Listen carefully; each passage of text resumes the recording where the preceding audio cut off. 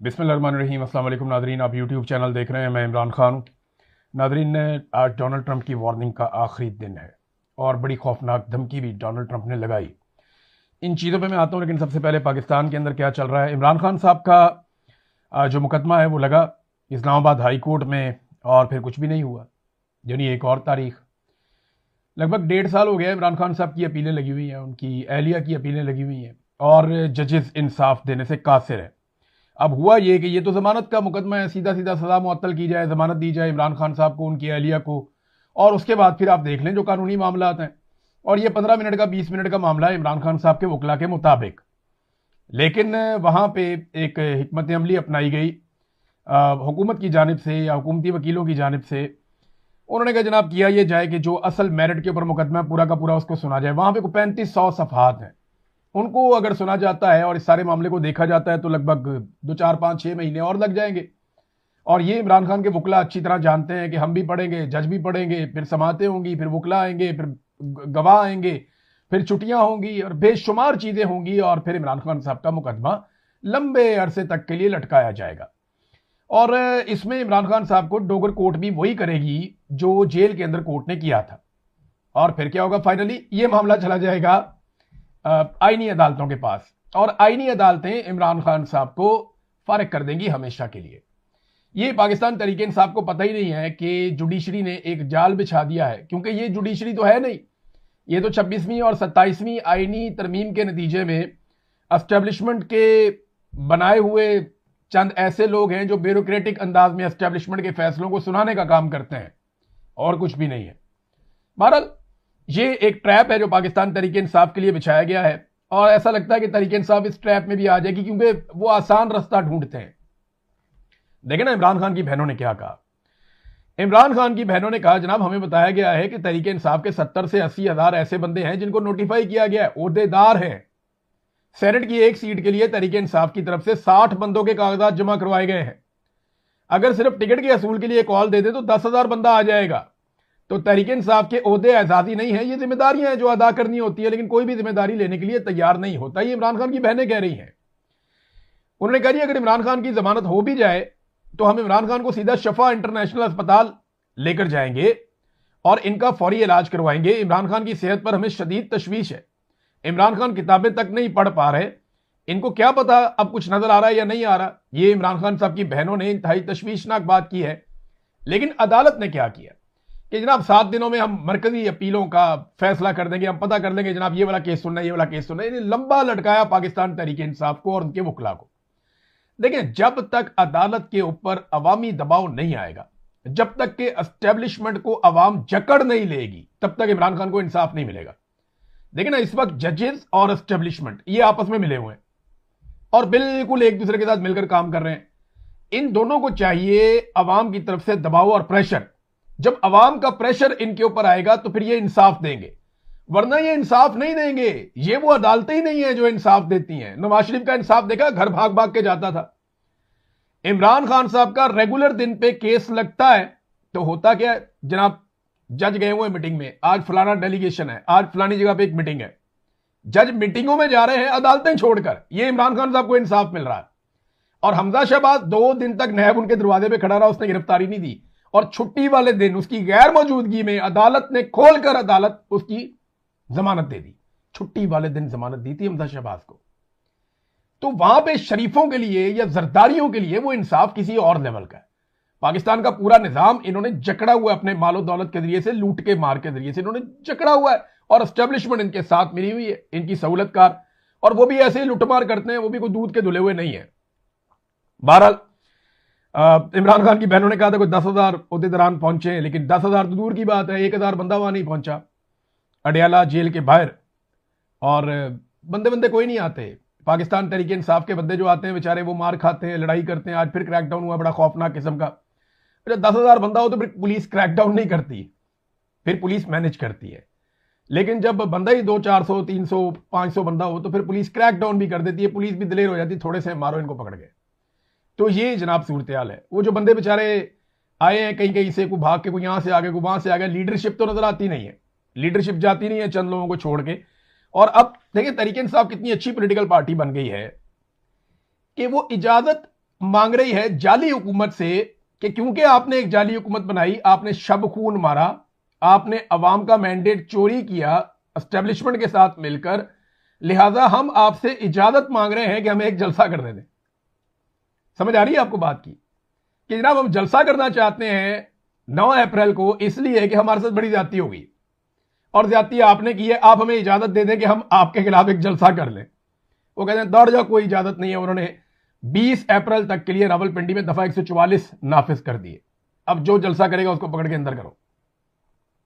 तहरीक इंसाफ आज भी जलसे करने के लिए इजाजतें मांग रही है, जबकि मैंडेट चोरी करने के लिए पाकिस्तान की मिलिट्री एस्टेब्लिशमेंट ने इजाजत नहीं मांगी, जबकि अवाम को उनके हक से महरूम करने के लिए, इंसानी हकूक की पामालियां करने के लिए उन्होंने इजाजत नहीं मांगी, रिजीम चेंज करने के लिए उन्होंने इजाजत नहीं मांगी। लेकिन तहरीक इंसाफ जो पाकिस्तान की सबसे बड़ी पॉलिटिकल पार्टी है, और ये मैं आपको बताऊं अवाम जो मायूस हुए हैं, हुकूमत से तो अवाम बेशुमार मायूस है ना, एस्टेब्लिशमेंट से भी बहुत मायूस है, लेकिन अवाम एक्चुअली पाकिस्तान तहरीक इंसाफ की लीडरशिप से मायूस हो गए। तो कहते हैं जी ये शक्लें ही नहीं है एहतजाज करने वाली, भाई ये निकले, कोई हिकमत अमली बनाए तो हम इनके साथ आए ना, वो आते नहीं है। इधर उन्होंने कहा खैबर पख्तूनख्वा में हम एक तहरीक चलाएंगे, हम बनाएंगे जनाब इमरान खान रिहाई अमन फोर्स। वो किधर गई? यानी अभी तो कोई इसकी डेवलपमेंट बता ही नहीं रहे, उन्होंने बताया ही नहीं कि कितने बंदे शामिल हो गए। देखें ईरान के अंदर मरने के लिए बंदे शामिल किए जा रहे हैं, मरने के लिए। उन्होंने कहा जान देनी है आपने, आ जाओ शामिल हो जाओ, अमेरिका से और इसराइल से लड़ना है। तो वहां मरने के लिए, जान देने के लिए जो बंदे अब तक रजिस्टर्ड हो चुके हैं उनकी तादाद 1,40,00,000 है। पाकिस्तान से आधी से भी कम आबादी है ईरान की, पाकिस्तान से बहुत थोड़ी आबादी है ईरान की। तो 1,40,00,000 बंदा ईरानी सदर ने अनाउंस किया है कि वो वहां पर रजिस्टर्ड हो गया ईरान के अंदर मरने के लिए, और इधर सिर्फ एहतजाज के लिए पाकिस्तान तहरीक इंसाफ रजिस्टर्ड कर रही है बंदे, और अभी तक इन्होंने बताया ही नहीं कितने हुए हैं। पहले दिन 10,000 बताया तो उसके बाद बताया ही नहीं। अगर काम करना था तो इनको काम इस तरीके से करना चाहिए था कि वो नजर आता, एक ऑर्गेनाइज तरीके से होता। लेकिन पाकिस्तान तहरीक इंसाफ के अंदर ही बहुत मुखालफत है। वो सुहेल अफरीदी जो करना चाह रहा था उसको पहले दिन से ही मुखालफत का सामना करना पड़ा। हालात यहां तक पहुंच गए हैं कि अब मुलाकात नहीं हो रही। देखिए जब तक इमरान खान साहब से मुलाकात के लिए दबाव नहीं डाला जाएगा, मुलाकात नहीं होगी। जब तक मुलाकात नहीं होगी तब तक इमरान खान साहब की हिकमत अमली बाहर नहीं आएगी, और जब तक उनकी हिकमत अमली नहीं आएगी तब तक किसी चीज पे इंप्लीमेंट नहीं होगा। हालात ये है कि महमूद अचकजई कौमी असम्बली के फ्लोर पर खड़े होकर कौमी हुकूमत की तश्कील की बात कर रहे हैं। भाई मैंडेट चोरी, वैसे तो महमूद अचकजई साहब भी मैंडेट चोरी करके आए हैं। मैं चैलेंज करता हूं, महमूद अचकजई साहब बड़े शानदार सियासतदान है, बड़ा इनका नाम है, बड़ा इनका कद है और बड़ी इनकी जिद्दोजहद है, लेकिन इसके बावजूद महमूद खान अचकजई अपने हल्के के अंदर अगर इलेक्शन जीत के आए हो ना तो मैं मान जाऊंगा ये इलेक्शन जीत गए, सवाल ही पैदा नहीं होता। महमूद अचकजई भी फॉर्म 47 के ऊपर इलेक्शन जीत के आए हुए हैं, ये पता है सबको। महमूद खान अचकजई को खुद पता है कि उन्हें उतने वोट नहीं पड़े जितने उनके वोट निकल आए। वो पाकिस्तान तहरीक इंसाफ के उम्मीदवार के साथ वहां ज्यादती की गई है, ये सब जानते हैं। वो बेचारा उम्मीदवार अक्सर वो टेलीफोन करके चीजें बताता भी रहता है, वो चीजें शेयर करता रहता है। उसने काफी सारा डाटा भी शेयर किया। शुरू में तो उसने एक साल, पूरी 1-1.5 साल कोशिश करता रहा वो, लेकिन फिर महमूद अचकजई को इमरान खान साहब ने अपोजिशन लीडर बना दिया। अब महमूद खान अचकजई कौमी हुकूमत की तश्कील की बात कर रहे हैं, बजाय इसके कि वो पीटीआई का हक मांगते, बजाय इसके कि वो अवामी मैंडेट मांगते, वो कहते हैं आओ बैठो अवामी हुकूमत बना लेते हैं, कौमी हुकूमत। यानी एक ऐसी कौमी हुकूमत जिसमें सारी पॉलिटिकल पार्टी शामिल कर दी जाए। इसका आइडिया जो है ना एस्टेब्लिशमेंट ने दिया हुआ है। ये एस्टेब्लिशमेंट का फॉर्मूला है कि कौमी हुकूमत तश्कील दी जाए जिसमें पीटीआई, पीएमएलएन, पीपल्स पार्टी, सारी जमातें शामिल करके ऊपर आसिम मुनीर साहब को बैठा के तो जनाब एक हुकूमत तश्कील। और जब तक आसिम मुनीर साहब ऊपर बैठे हैं ना, आप एक छोड़ के 10 कौमी हुकूमतें बना लें, फर्क है। जब तक मिलिट्री एस्टेब्लिशमेंट अपने असल किरदार में वापस नहीं जाती, जब तक इनका फोकस कश्मीर को आजाद करवाने पे नहीं होगा, जब तक इनका फोकस पाकिस्तान के पानियों को आजाद करवाने पे नहीं होगा, जब तक इनका फोकस बॉर्डरों पे और छावनियों में नहीं होगा, तब तक पाकिस्तान एक कदम आगे नहीं बढ़ सकता। पाकिस्तान का सत्यानाश ही इसलिए हुआ, सारे वसाइल होने के बावजूद, कि पाकिस्तान के अंदर उन लोगों ने सारी जिम्मेदारियां ले ली जिनके हाथ में बंदूक थी, और उन्हें जिम्मेदारी लेने का ना तो कोई हक था, ना उनके पास कोई काबिलियत थी, सिर्फ बंदूक थी। और उसके बलबूते पे आज पाकिस्तान चल रहा है। हालात यहां तक है कि जनाब एजाज चौधरी साहब शदीद बीमार हैं, बहुत बुरी उनकी हालत है। सेनेटर थे, वो उनको हटाया गया, उनकी जगह पे राणा सनाउल्लाह को लिया। अब उनकी इतनी बुरी हालत है कि उनकी जान खतरे में, लेकिन उनका प्रॉपर इलाज नहीं करवाया जा रहा। यही यास्मीन राशिद साहिबा के साथ किया गया। यही महमूद रशीद साहब के साथ किया गया और यही उमर सरफराज चीमा के साथ भी किया गया। मियां असलम इकबाल, उनकी वालदा का इंतकाल हो जाता है और वो अपनी वालदा के जनाजे में नहीं आ सकते। क्यों? सादा कपड़ों में, यूनिफॉर्म में, वहां चारों तरफ पुलिस एजेंसियां सब वहां पे फैले हुए थे कि ये बेटा अपनी मां का जनाजा पढ़ने आएगा, इसको हम वहां से धर लेंगे। ये है जनाब पाकिस्तान की सूरत हाल। तो इस सूरत हाल से बाकियों को भी गुजरना पड़ेगा। ये मिलिट्री एस्टेब्लिशमेंट किसी की नहीं है, ये अपने मफाद की है। कल जब बाकियों की लड़ाई हो जाएगी एस्टेब्लिशमेंट से तो ये उनके भी गले पड़ जाएंगे। नाज़रीन, ट्रंप की वार्निंग का जो आखिरी दिन है और तबाहकुन नताइज की उसने धमकी दी है। ट्रंप ने जो कहा, उसने कहा a whole civilization will die tonight, कि पूरी की पूरी सिविलाइजेशन ही आज मर जाएगी। ये डोनाल्ड ट्रंप का इतना खौफनाक दावा है। उसने उम्मीद का इजहार किया शायद कुछ ना कुछ आज हो जाए। अगर कुछ होना है तो आज ही होना है, अगर कोई मुज़ाकरात होने हैं तो आज होने हैं। ये रात बहुत इंपॉर्टेंट है और अगर अब कुछ हो गया तो हो गया, वरना डोनाल्ड ट्रंप ने कहा कि अगली कोई डेडलाइन नहीं है, बहुत बड़ा हमला करेंगे, पूरी सिविलाइजेशन उड़ा के रख देंगे और एक बहुत बड़ा अटैक करेंगे। हमने एक टोटल रिजीम चेंज किया है और ये बेहतर लोग हैं। मैं उम्मीद करता हूं कि ये बेहतर तरीके से सोचेंगे और कुछ भी बेहतर हो सकता है। लेकिन ईरान के लोगों का खुदा हाफिज, ये भी उसने कहा डोनाल्ड ट्रंप ने। तो वो ईरानियों को भी मुखातब करता रहता है, लेकिन धमकी बड़ी खौफनाक है जो डोनाल्ड ट्रंप ने लगाई है। और अब इस वक्त जो है वो पुलों को, सड़कों को, शाहराहों को तबाह किया जा रहा है ताकि ईरान का जो आपसी राब्ता है वो मुनक़ता हो जाए, सप्लाई लाइन कट जाए पूरे ईरान के बीच में। अगर कोई आपस में कोऑर्डिनेशन है, कोई सामान कहीं से कहीं मंगवाना है तो वो राब्ते ख़त्म हो जाएं, क्योंकि अमेरिका ने तो एयर ड्रॉप होना है अगर आना है किसी ने तो किसी ऑपरेशन के लिए, लिहाजा ज़मीनी रास्ते वो ख़त्म करते जा रहे हैं रफ्ता रफ्ता। और इसके अलावा जो है वो रेलवे पर भी हमला किया जा रहा है। आज के दिन में इसराइल ने खास तौर पे कहा था कि रेलवे पे अटैक करेंगे, उन्होंने किया। खारक का जो जजीरा है ईरान का बहुत इंपॉर्टेंट, वहां पे जो दिफाई मकामात हैं उनके ऊपर अमेरिका ने और इसराइल ने बड़े खौफनाक अटैक किए हैं। जवाबन जो है वो एक हमला जुबैल में, सऊदी अरब में पेट्रोकेमिकल फैसिलिटी पे कर दिया है ईरान की जानिब से, मुबैना तौर पर कहा जा रहा है।